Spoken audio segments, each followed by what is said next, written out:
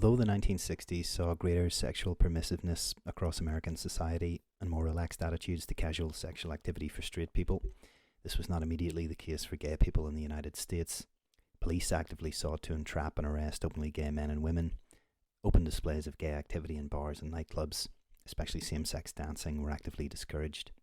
The Botel, a popular gay club during the 1970s on Fire Island in the Hamptons outside New York City, had employees take turns sitting at the top of a ladder 10 rungs high to be ready to flash a torchlight in the eyes of anyone engaged in the illegal behaviour of dancing together or even facing each other while dancing.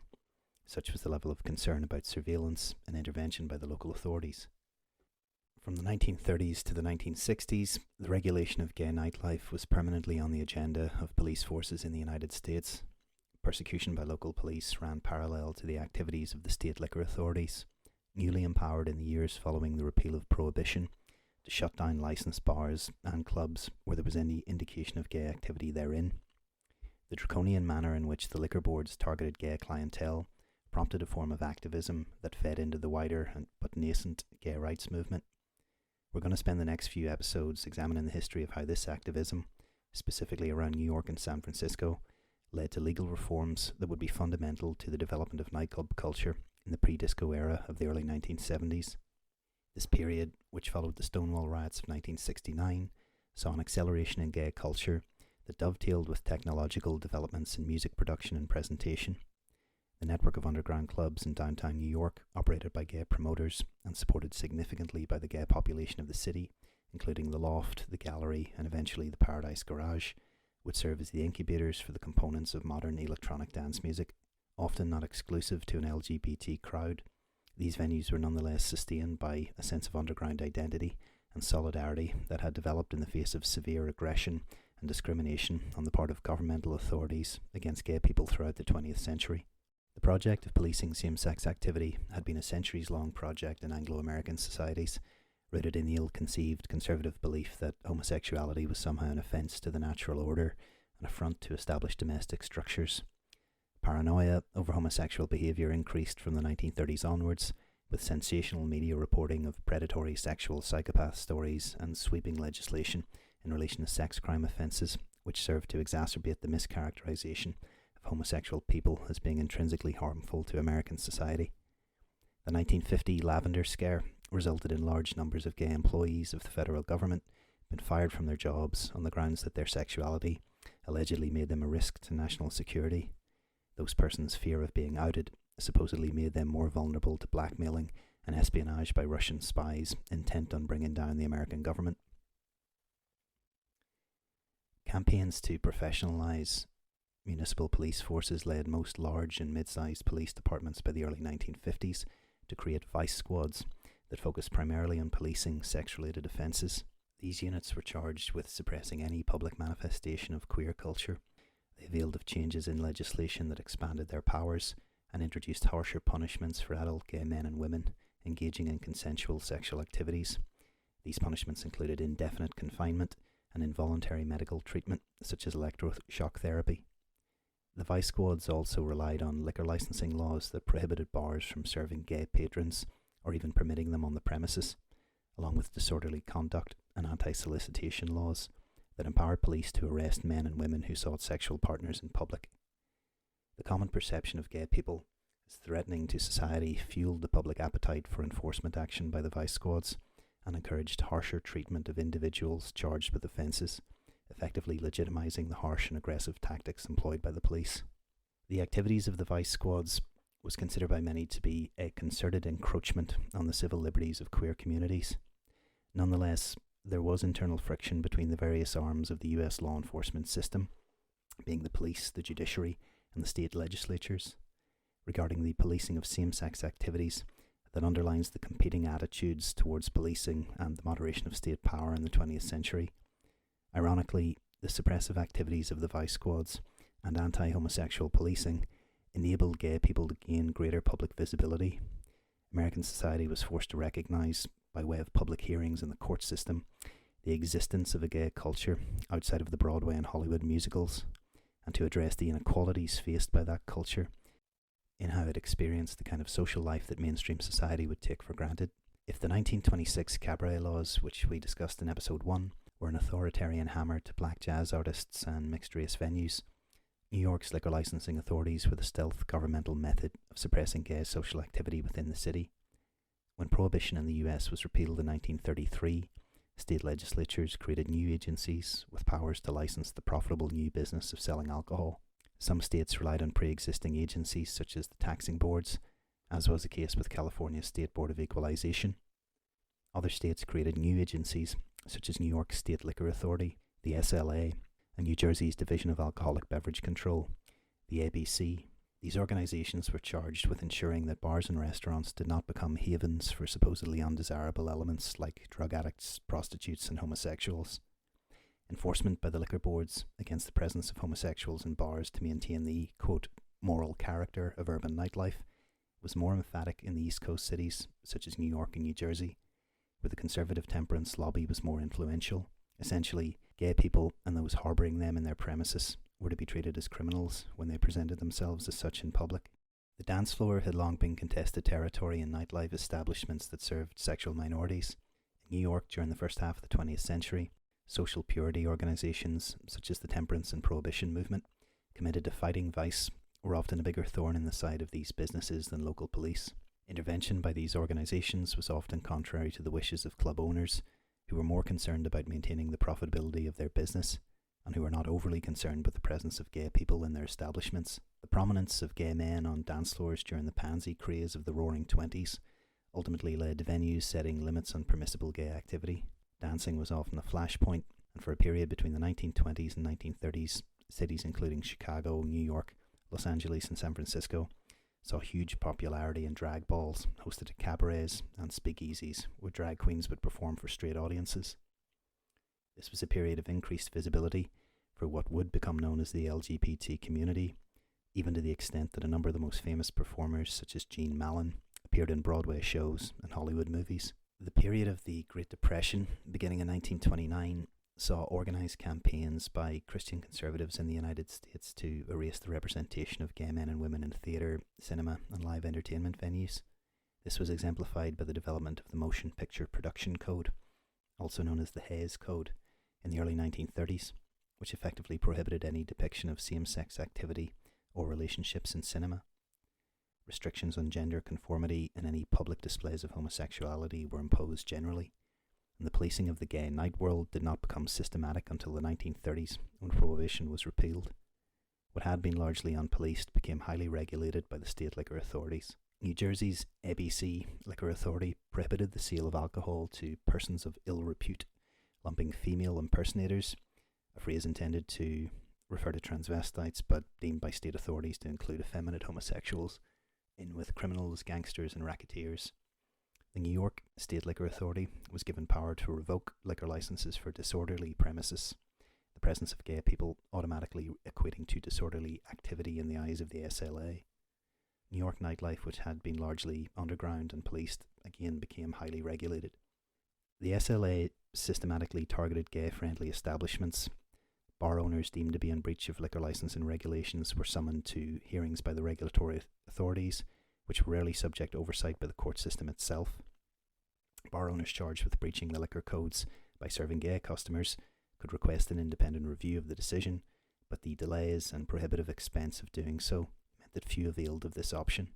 To gather evidence, the liquor authorities used their own investigative agents, often ex-policemen and detectives, who staged repeated visits to the premises suspected to be in violation of the liquor regulations. However, active police officers were often the primary source of information.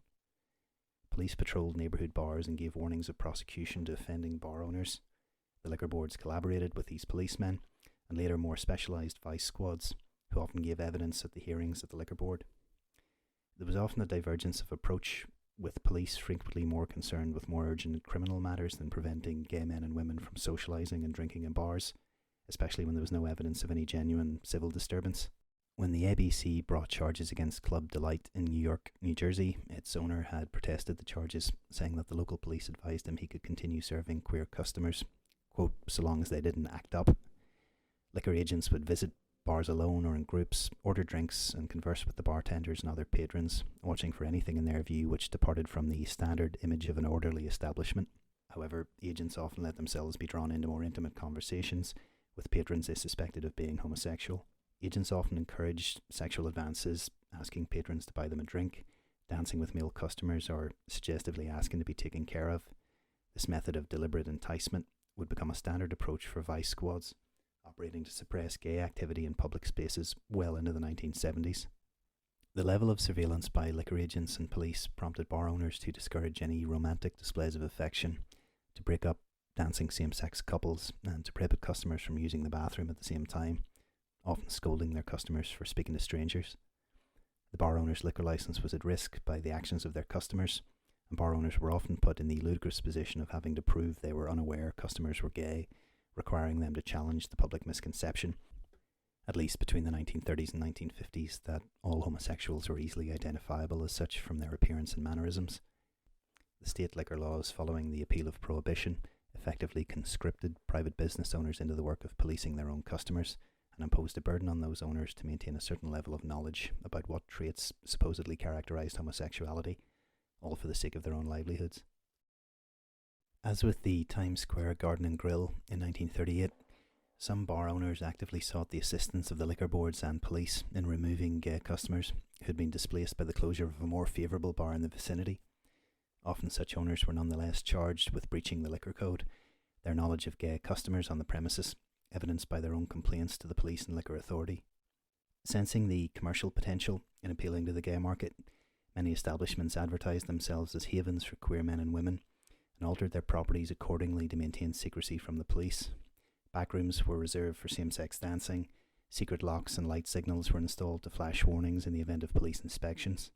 Examples include the Paddock Bar in New Jersey and Gloria's Bar and Grill in Manhattan, a self-styled port of call for the city's sexual underground in the 1930s, welcoming gay people and straight tourists alike.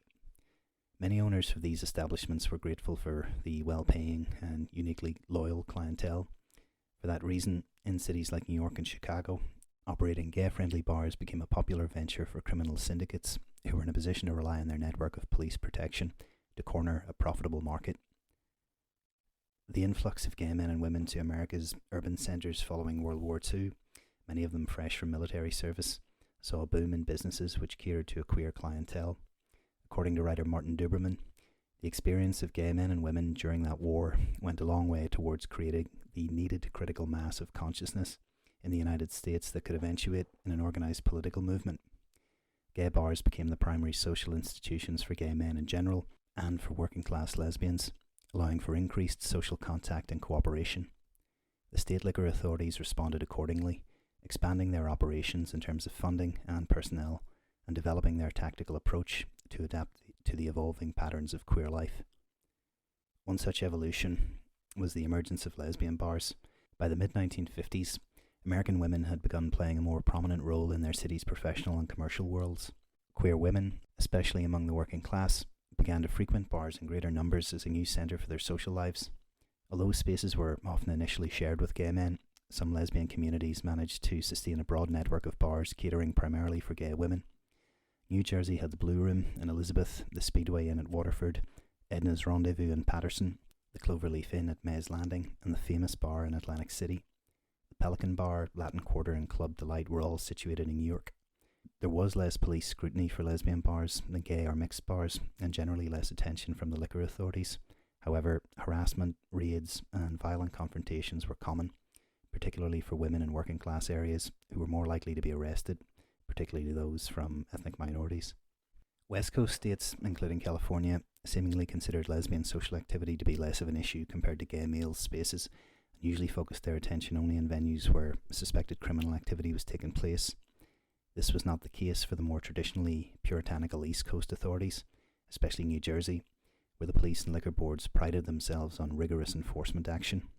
Inoffensive characteristics such as how women held their drinks or how they flicked their cigarettes soon became contentious if they were deemed to be insufficiently feminine in the eyes of the authorities.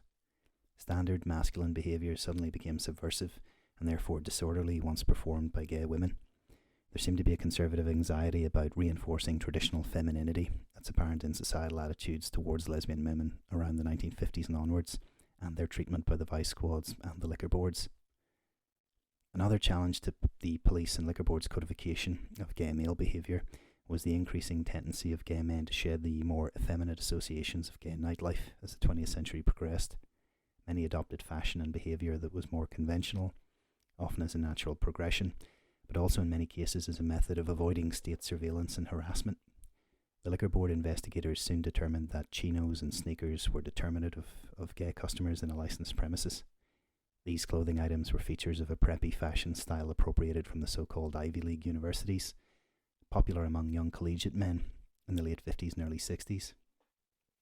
Many of the preppy straight men from these universities may have been confused as to why the liquor authorities considered their style to be indicative of homosexuality.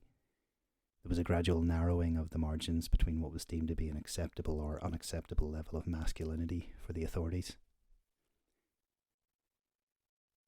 From the early 1950s, the problem of plainclothes police officers became a concern among gay rights activists, who were part of what was at this stage known as the homophile movement. Undercover officers charged with patrolling their city's queer nightlife converged on bars, parks and public bathrooms throughout the country. Their cynical and generally pointless practices included elaborate and time-consuming surveillance methods. The gay magazine One was started in 1953 by members of one of the earliest gay rights organisations, the Mattachine Society. The magazine ceased publication in 1968. It began its run with an expose of the methods used by plainclothes police officers to entrap gay men soliciting sex. Policemen would loiter in gay bars, but also public parks and bathrooms, present themselves and often flirt to gain the confidence of men in the vicinity. Once an offer of sex was deemed to have been accepted, an arrest was made. Evidential thresholds introduced by the judiciary tempered the ability of the vice squads to achieve convictions, but gay men were harassed and pursued in this way well into the 1960s. The Mattachine Society was founded in Los Angeles in 1950. A small group of left-wing gay men formed the organisation around the leadership of an activist named Harry Hay. At that time, it was necessary to keep organisational activity secret in the paranoid Cold War climate. Their motivation was to champion the idea that gay people were a legitimate social minority, quote, living within a hostile mainstream culture. Mattachine suggested that the false consciousness, as they called it, of gay people as suffering from some pathological illness had been internalised based on society's negative judgment. Its members believed that political struggle was the proper vehicle for challenging this notion, to recalibrate the place of gay people in American society. The early radicalism of the Mattachine Society would be modified in favour of a more conformist and assimilationist approach as the 50s and 60s progressed. Tensions with some of the new young radical gay activists would be a persistent feature of the gay rights movement during this period. The early publications of the Mattachine magazine One had involved several female collaborators, including activists Anne Carroll Reid and Joan Corbin, but the Mattachine Society consisted predominantly of white male members. In 1955, a group of women led by Del Martin and Phyllis Lyon launched the Daughters of Bilitis, the DOB, in San Francisco, one of America's first lesbian organizations. Its initial focus was on addressing social needs, including attempts to end the isolation and invisibility of lesbian women. The DOB initially provided an alternative social space to the lesbian bar scene, which was constantly subject to police and liquor board raids, but its focus eventually shifted to education and political reform. The organisation would remain active for over 40 years. How anti-homosexual policing was conducted as the 20th century progressed was influenced by a shifting understanding of homosexuality within the legal system by way of lawyers, doctors, psychiatrists, prosecutors and the defendants themselves. Among the most popular and contentious paradigm was the presentation of homosexuality as a medical or psychological illness. Although the opinions of psychologists had been utilised by governmental authorities to help create some of the more draconian legislation of the 1950s, the use of psychiatric evidence was often helpful to defendants in later years, where judges in many cases were seen to grant more lenient sentences or take a more sympathetic view of those charged with offences relating to homosexual activity. Psychiatric evidence was often submitted with a view to convincing the courts that the relevant offence was somehow beyond the control of the defendants. Psychiatrists often problematically portrayed homosexuality as a psychological problem to be cured with sufficient discipline and medical treatment. It's understandable that defendants charged with offences relating to homosexual activity would seek to invoke any available defence to counter charges brought by the police, including in situations involving pressure from the liquor boards. However, the use of psychiatric evidence as a defence strategy is seen retrospectively as having effectively endorsed the pathology of homosexuality. The engagement of psychiatrists signified a kind of collective agreement that homosexuality was a mental illness traceable to a psychological root cause, therefore best left to the management of the medical authorities, as opposed to the police or the judicial system. Decades before homophile activists and progressive medical authorities had moved to declassify homosexuality as a mental illness, gay people had utilised psychiatric experts in the court system as champions of greater social tolerance for queer communities. The stigmatising effect of their medical theories was effectively treated as the cost of their support in defending criminal charges, a means to an end, and the purpose of this support was to undermine a regulatory regime enforced by the police and the state liquor authorities that was grounded on the public's false presumptions about gay people. The necessity of engaging this type of psychiatric defence would wither away to a large extent with greater understanding of gay culture through increased media exposure moving through the 60s and into the 1970s. With greater visibility of gay life in the 1960s, partly due to this wider media coverage, the publicisation of the nefarious tactics employed by the vice squads put pressure on governmental authorities to limit their powers. In New York, complaints by homophile activists that police impersonated gay men to entice solicitations for sex came to the attention of the progressive mayor John Lindsay, who we've mentioned in previous episodes. The first gay rights bill was introduced in City Council in 1971 during the Lindsay administration and assigned to the City Council's General Welfare Committee. Repeatedly rejected at council level on an almost annual basis for decades after, the bill, ultimately adopted in 1986, was intended to amend the law that created the Commission on Human Rights by adding the words sexual orientation to the existing grounds on which discrimination was not permitted, which were race, creed, colour, national origin or sex. The bill would have banned discrimination in housing, employment, places of public accommodation or amusement, and commercial space based on a person's sexual orientation. Critical to this type of political pressure was the New York Civil Liberties Union, which had been a vocal critic of the NYPD's enticement tactics, and, oddly, the New York Post, which was and remains a conservative tabloid. Activists Randy Wicker from the Homophile League and Dick Leach, president of the New York Mattachine Society, invited a Post reporter named Joseph Kahn to take calls one evening from various gay men who had been arrested by the police. The Post then ran stories denouncing the Vice Squad's medieval harassment, as they called it, of gay men in the city, decrying the wastefulness of their enforcement efforts and criticising the squandering of police manpower on flirting with gay men in bars.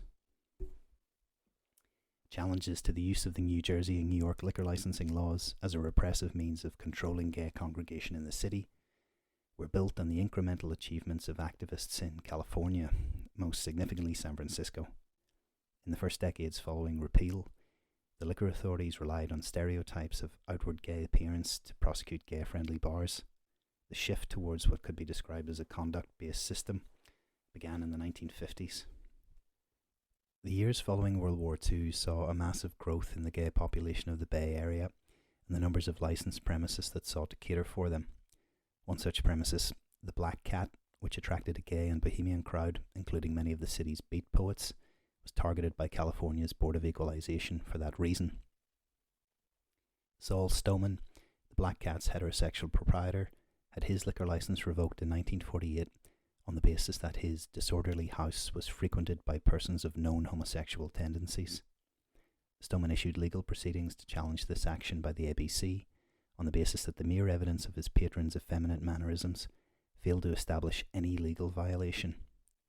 Although an appellate court upheld the suspension, Stoneman was ultimately successful in contesting the decision taken by the ABC, and his liquor license was restored in 1951. Stoneman v. Riley, heard in the Californian Supreme Court, established that members of the public have the right to patronise a bar so long as they are acting properly and not committing any illegal or immoral acts. The Chief Justice invoked a deep-seated principle against excluding disfavoured groups from places of public accommodation. He insisted that charges of being a disorderly house required actual evidence of improper behaviour on the premises. Mere proof of patronage by even the most avowedly homosexual men, without some further proof of the commission of an illegal or immoral act, was not sufficient to violate the relevant legislation. Stoneman v. Riley was a milestone in the history of gay civil rights, being the first case to uphold the rights of queer men and women to exist openly in the public sphere. Its rationale was soon echoed on the East Coast. In 1954, New York State Liquor Authority revoked the liquor license of Bernard's Bar and Grill based on testimony that men had been using endearing terms to each other at the bar. The owner argued that the SLA's evidence had failed to establish that the bar was disorderly and therefore in violation of the relevant liquor code. The magistrate hearing the case, Judge Ringel, was swayed by this argument and commented that the charge of operating a disorderly establishment required some proof that the defendant's patrons had engaged in illicit or disreputable conduct, such as lewd or indecent acts. In the following years, the higher courts echoed Judge Ringel's reasoning, agreeing that the mere congregation of homosexuals at a bar did not suffice to violate the liquor codes. The victory of Stoneman and Riley was temporarily undermined by Californian legislation, which in 1955 allowed for liquor licenses to be revoked if the licensed premises was deemed to be a resort for prostitutes, pimps, panderers, or sexual perverts. Same-sex kissing and dancing were grounds for revocation. However, in the subsequent case of Valerga versus Department of Alcoholic Beverage Control in 1959, the Californian Supreme Court ruled in favour of the First and Last Chance Bar in Oakland that the 1955 law was unconstitutional. But again, there was an emphasis on preventing sexual behaviour that was deemed to be contrary to public welfare or morals. It seemed that if the law would not fully change, then the public perception would have to, in order for gay people to be free to socialise and express themselves romantically to the same extent as their heterosexual friends or neighbours.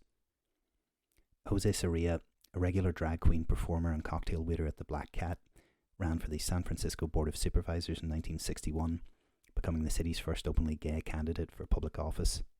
His 6,000 votes was not enough to get him elected, but the process kick-started a new form of gay activism that would eventually see Harvey Milk elected as a member of the San Francisco Board of Supervisors, the first openly gay man to be elected to public office in California. In 1962, Jose Sarria, together with other gay bar owners and employees, formed the Tavern Guild of San Francisco, the nation's first association of gay businesses. During the 1960s, the Guild devoted its efforts to challenging police raids and ABC crackdowns. It would also help in the formation of the Society of Individual Rights, which in 1963 sponsored both social and political functions and published its own magazine, Vector. In association with the Tavern Guild, the SIR printed and distributed Pocket Lawyers. These were pocket-sized guides which offered advice on what to do if you were arrested or harassed by the police. Both organisations were unfortunately unable to stop the Black Cat from closing after losing its liquor licence on 30th of October 1963. In New York, the SLA continued to bring charges solely based on the presence of gay people in bars. In 1959, in the case of Fulton Bar and Grill, investigators testified that its patrons wore tight-fitting trousers, spoke in effeminate tones, and walked with a sway in their walk. This was supposedly deemed sufficient evidence that the bar's customers conducted themselves in an offensive and indecent manner. Unlike California, disorderly conduct was not a requirement for liquor license to be revoked, and the mere presence of gay people was grounds for the designation of the bar as a disorderly premises. By 1960 in New York, resistance by gay activists was building. Activists Randy Wicker and Craig Rodwell were concerted with others in their efforts to challenge the conservatism of New York's Mattachine leaders, who would continue to dominate the leadership of that organization for the decade that followed. Frank Kameni's leadership of the Washington, D.C. chapter of Mattachine had in the early 1960s led to radical statements and actions that reflected the civil rights struggle, heralding the rejection of apologetics that would subsequently typify the gay movement. Due to internal division, the Mattachine Society had dissolved as a national organization in 1961, leaving local chapters to chart their own course. In late 62, Frank Kameny had proposed that the East Coast homophile groups form some kind of affiliation, and in January 1963, the New York Daughters of Bilitis and former Mattachine chapters in Philadelphia, New York, and Washington, D.C. formed ECHO, the East Coast Homophile Organisation. The young activist Craig Rodwell joined ECHO soon after, along with others who inclined towards greater militancy, began to plan strategy for securing more aggressive homophile leadership. One area of internal conflict between the younger activists and the older, more conservative members was the extent to which gay rights activists should associate themselves with other activist groups, such as anti-draft and anti-Vietnam War protesters. Craig Rodwell started the Mattachine Young Adults organisation. Even by the mid-1960s, his advertisements for membership in the Village Voice were objected to at various points due to his use of the word homosexual and homophile. Craig later leafleted around Greenwich Village to attract attendees to their meetings. In his view, visibility was crucial to ending oppression, and he spent his energy on searching for ways to grow the ranks of the openly gay. He appeared on public radio stations with his friend Randy Wicker, and by mid-1965, Mattachine Young Adults was comprised of 500 paid-up members. By 1965, Mattachine, New York was still controlled by conservative members who believed in gradualism and quietism, in modifying gay comportment to coincide with middle-class notions of proper behaviour, and to find sympathetic experts and allies in straight religious and psychiatric circles. Where conservatives emphasised the need for homosexuals to adjust to society, the younger activists, taking their inspiration from the black civil rights campaigners, argued that it was mainstream society that should be required to make the adjustment. Internal conflicts would boil over at elections within the organisation, with many of the older members leaving when younger activists were elected to leadership positions. Activist Dick Leach was invited to Mattachine, New York by Craig Rodwell, and eventually became its president. He was relentless in his opposition to the State Liquor Authority's persecution of gay bars, and challenged newspapers such as the Suffolk County News that printed the names and addresses and occupations of gay men arrested by police in their sweeps of the Fire Island gay resorts. In 1965, when John Lindsay was elected mayor of New York, his plans to clean up Times Square in Midtown were criticised by Dick Leach as effectively infringing on the civil rights of those patronising the area. This led to a meeting between Mayor Lindsay, Leach and others, which resulted in the mayor ordering the NYPD to cease all activities that had seen homosexuals entrapped and arrested by the police during their nightly patrols. The new frankness about homosexuality in public discussions was part of a wider upheaval in society. The conformity and dutiful reference to authority that held sway in the 50s gave way to a more rebellious counterculture during the period of 1963 to 1965, as exemplified by the acceleration of the civil rights movement, Martin Luther King's march from Selma to Montgomery, Alabama, the 1964 Harlem riots, and the 1965 race riots in Watts, Los Angeles. In San Francisco in 1964, police harassment of gay bars and other social congregation led to the formation of the Society for Individual Rights, which by 1966 counted thousands of members. In May 1964, a 4-day conference between gay activists and progressive Protestant ministers led to the formation of the Council on Religion and the Homosexual. To raise funds and awareness for this new organisation, a New Year's Eve dance was organised at the California Hall on Park Street. Police stipulated that anyone attending in drag was to be whisked inside out of view. On the night, 500 gay men and women found they had to pass a gauntlet of police photographers to gain access to the host venue. Police inspectors entered the hall every 20 minutes on the pretext of carrying out fire inspections. When these continued police interruptions were challenged, a scuffle ensued and police set about arresting everyone in attendance. The following day, local church ministers held a press conference to denounce the conduct of the police the night before. The San Francisco Chronicle ran the story in its cover. When the case reached court, the judge threw out all charges against the gay defendants and reprimanded the police for what they saw as a dereliction of duty at California Hall. This marked a turning point for gay activism in America. The heterosexual ministers had spoken out to defend the humanity of the gay people involved. The courts had sided with the gay defendants. The police had been reprimanded for the brutality of their approach. The people involved had learned that organised defiance yielded positive results. The success of activists in fighting police crackdowns at gay venues in 1964 to 65 swelled the ranks of gay activist groups, and by 66 politicians began to recognise the political potential of gay voters and began to appeal for their support in seeking election. There were also demonstrations in Californian cities against the exclusion of gay people from applying to join the armed forces. In August 1966, police attempts to remove transgender customers from Gene Compton's cafeteria in the Tenderloin district of San Francisco were resisted, sparking a riot and 3 nights of protests by trans people and other members of the LGBT community who returned to the cafeteria to picket when its owners refused to permit their re-entry to the establishment. The demonstration ended with the newly installed plate glass windows being smashed once again. The cafeteria business declined over the years after the riot, and the venue finally closed in 1972. Transgender activists channeled the energy created by the protests into creating a number of community-based support services, the most successful being the National Transsexual Counselling Unit, or the NTCU, established in 1968. Back in New York, the 21st of April 1966 saw the first sit-in protests, organised by members of the Mattachine Society, including Craig Rodwell, Dick Leach and John Timmins. The plan was for gay men to attend bars known for refusing service to gay customers, to order drinks and then out themselves, presenting bar owners with a prepared statement explaining they were gay men who demanded service. Where service was refused, owners were warned a complaint would be made to the State Liquor Authority and legal proceedings would be issued against the bar for violating their constitutional rights to free assembly and equal accommodation. Launching this strategy initially proved difficult when a number of the bars visited by the activists served them without question. At a bar named Julius on 10th Street, where several arrests had been made by plainclothes police officers by entrapping its gay customers, they were finally denied service. The New York Mattachine members immediately announced they would be filing a complaint with the SLA against the owners of Julius for unconstitutional discrimination against homosexuals in violation of their rights to free assembly under the 1st and 14th Amendments. They did, however, communicate to the owners that the New York Mattachine Society would pay any legal costs incurred because of the complaint, the intention of which was to achieve progressive reform of the law rather than to simply punish the bar owners who were themselves being placed in a difficult position by the regulatory authorities.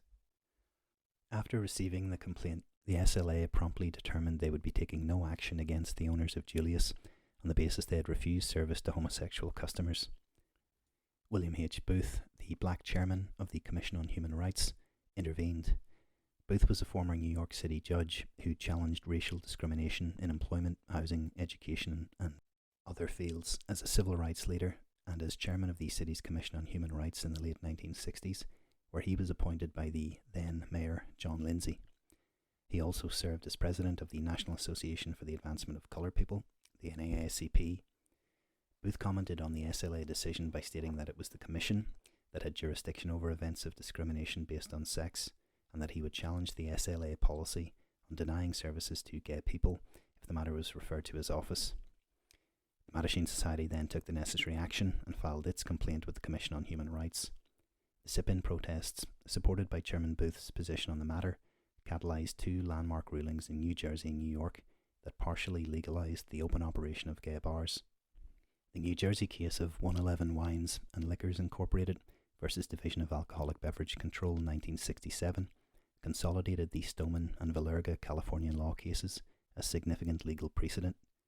In deciding 111 Wines, the court cited the Californian cases, but also notable U.S. Supreme Court cases relating to the protection of civil liberties, such as Griswold versus Connecticut, which dealt with the issue of access to contraceptives, and Pierce versus Society of Sisters, which enshrine parental rights to educate children without state intervention. The New Jersey Supreme Court was linking the gay rights movement to past struggles for individual liberties in the United States. The experience of gay men and women was being considered for the first time within a conceptual framework of what would become known as intersectionality. This in turn underlined the necessity of enduring civic activism and an engaged judiciary to address matters of societal change. In the case of 111 Wines, the owners of the 111 Wines and Liquor Incorporated in New Brunswick had their liquor license revoked for permitting gay customers to congregate in their bars, a decision which was successfully overturned on appeal. The New York Mattachine Society had submitted an amicus curiae, friend of the court, brief in the case, underlying the growing credibility of gay rights organisations at this point in time. The Supreme Court of New Jersey recognised for the first time the right of well-behaved apparent homosexuals, as they put it, to congregate in bars. The ban on gay people visiting bars together was deemed to be legally unsupportable. In contesting the appeal, the New Jersey Alcoholic Beverage Control Commission commented that the state liquor authorities had historically been tasked with regulating activity at licensed premises, supposedly to prevent backsliding into the type of debauched behaviour that had led conservative America to call for statutory prohibition on the sale of alcohol in the first place back in 1920. Its argument for maintaining the revocation of the liquor licence was essentially that, by banning gay people from social congregation in licensed premises, it was maintaining the public welfare and preventing a potential descent into the hysteria of the past that had led to prohibition. Thankfully, it was pointed out in the court's decision that, in the context of decisions taken by the state liquor authorities from the 1930s onwards, the interests of the patrons in question were given little consideration and were, in any event, overwhelmed by the then highly felt transitional need for sweeping restraint. Now, in the 1960s, the transitional need as such is long past, and it is entirely appropriate that full sweep be given to current understandings and concepts. This commentary from the court reflected a liberalising view and a growing tolerance for marginalised groups such as gay men and women in public life. The court emphasised the public's growing liberality to sexual difference and the self-contained nature of gay life. A growing commitment to personal privacy, specifically sexual privacy, as a fundamental right in a democratic society was constitutionalised by the Supreme Court in Griswold v. Connecticut 1965. This decision emboldened organisations like the American Civil Liberties Union and individual Americans to launch new legal challenges against sodomy laws in the United States. 1 month after 111 Wines, the New York City Court of Appeal in Kerma Restaurant Corporation v. State Liquor Authority ruled that the mere presence of a homosexual would not per se constitute a disorderly premises. A liquor licence could not be revoked unless there was substantial evidence of a breach of the peace. Increasing numbers of gay bars began to open. Gay people could be legally present, but the viability of those bars was dependent on patrons not outwardly expressing their homosexuality. Dancing or other physical expressions of gayness were still, even by this point, deemed to represent disorderly behaviour. Activist Craig Rodwell left the Mattachine Society with the plan of opening his own bookstore to cater for gay customers. To save money, he started working at the Pines Resort on Fire Island, an almost exclusively gay holiday location. He joined the staff of the Botel nightclub in the summer of 1966.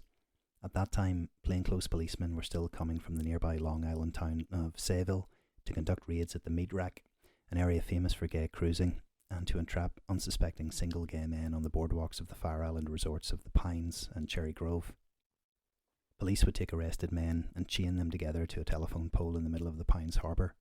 This process would be repeated until the police had gathered around 30 to 40 men, at which point those arrested would be taken to a Long Island kangaroo court, where steep fines were regularly handed out.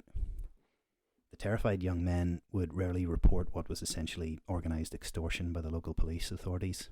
On the dance floor of the Botel, staff were trained to shine a flashlight in the eyes of any men dancing together or even facing each other while dancing. The requirement was that all male eyes were to be focused on either the dance floor itself or one of the few female dancers in attendance. Lesbian friends and occasionally straight women from the docks were persuaded to perform this function to make the nightclub a viable business and for those in attendance to avoid being arrested by undercover police. 2 summers' work at the Botel enabled Craig Rodwell to save the funds required to open the Oscar Wilde Memorial Bookshop at 291 Mercer Street in Greenwich Village, which operated until 1973 when Craig relocated. He was adamant that the bookstore would serve a social need, and, unlike many other gay bookstores, he deliberately chose not to stock pornography of any kind. The advertisement Craig placed in the Village Voice for the bookstore carried the slogan, "Gay is good." The Oscar Wilde bookstore was created as a vehicle for promoting a more positive view of homosexuality. The store carried booklets and pamphlets relating to the homophile movement, and would be used as a clearinghouse for those promoting progressive reform of laws relating to homosexuals in New York State. The bookstore would become the base for a new gay rights organisation launched by Craig himself, the Homophile Youth Movement in Neighbourhood, or HYMN. In the first issue of the organisation's magazine, the New York Hymnal, Craig wrote an article denouncing mafia control of gay bars in New York City. By 1966, gay people were legally permitted to drink alcohol in New York bars, but this was heavily contingent on queer identity being concealed. kissing, dancing, and sexual advances were still classifiable as disorderly conduct that could potentially lead to bars having their liquor licenses revoked, and to arrests being made by the police vice patrols. Gay existence was basically tolerated, but gay behaviour was essentially still deemed to be criminal. The pressure imposed by state authorities on licensed premises to indirectly control the behaviour of gay patrons forced those same willing customers to attend locations where the enforcement of those restrictions could be avoided. The turbulent events of 1969, including the assassination of Martin Luther King and Robert Kennedy, and the ongoing discord over America's involvement in the Vietnam War, created an environment of widespread protest in the United States. Martin Duberman, in his 1993 book Stonewall, writes of how this fevered escalation gave heart to those on the left who believed that confrontation was a necessary precursor to substantive change. Out of polarization, the argument went, would come realignment. Out of realignment, shifts in power. In this confrontational context of anger and defiance, the assimilationist policy of the North American Conference of Homophile Organizations, NACHO, based on the model of the black civil rights struggle, seemed old-fashioned. The long-standing belief that homosexuals were an oppressed minority with legitimate grievances chimed with the newly widespread resistance to traditional authority at the end of the 1960s. Inspired by clashes between police and anti-war protesters at the 1968 Democratic Convention in Chicago, many gay activists called for an alliance with the Black Panthers and anti-war radicals. These activists also denounced what they saw as the timid, apologetic approach of the older, more conservative homophile activists. Similarly, there was a concerted effort within the Daughters of Politis and its publication, The Ladder, to convert the organisation to a feminist perspective, and in doing so, to unite with heterosexual feminists. The subsequent fight for control of the DOB would culminate in The Ladder ceasing publication and the dissolution of the DOB's national structure. The push for a modern intersectional approach to their cause would create severe, sometimes irreconcilable, internal conflict in America's gay rights organizations. In New York, the Student Homophile League was formed at Columbia University in 1967. Despite initial opposition to the university facilitating gay representation, several other New York universities formed separate chapters. In 1968, the Columbia Medical School hosted a panel discussion with a number of prominent psychiatrists known for encouraging the view of homosexuality as a pathological illness. The Student Homophile League interrupted the meeting and publicly demanded that in future the discussion about homosexuality be placed in its proper setting as a sociological problem of deeply entrenched prejudice and discrimination against a minority group. That evening, the campus erupted in student protests over US incursions overseas and the university's expansion into neighbouring areas that were occupied by its black neighbours near Harlem. Many members of the Student Homophile League joined in the occupation of campus buildings that accompanied the protests. For a detailed account of the activities of the vice patrols in policing gay nightlife during the 20th century, I would highly recommend Harvard Law professor Anna Lovsky's excellent 2021 book, Vice Patrol, Cops, Courts, and the Struggle Over Urban Gay Life Before Stonewall. For a much broader analysis of the challenges faced by gay people in American society since its very inception, Michael Bronsky's A Queer History of the United States is essential reading. In the next episode, we're going to take a detailed look at the Stonewall riots of June 1969, where events at this West Village gay bar contributed to a fundamental shift in the policing of gay people within New York City. The Stonewall Uprising, as it became known, prefigured a new celebratory attitude amongst gay people throughout America that would be clearly evident in the rapid expansion of gay bars and nightclubs in New York City in the early 1970s, where, as with the jazz lofts and experimental electronic arts venues we discussed earlier in this season, the abandoned lofts of downtown Manhattan were seized on to create new forms of musical and cultural expression.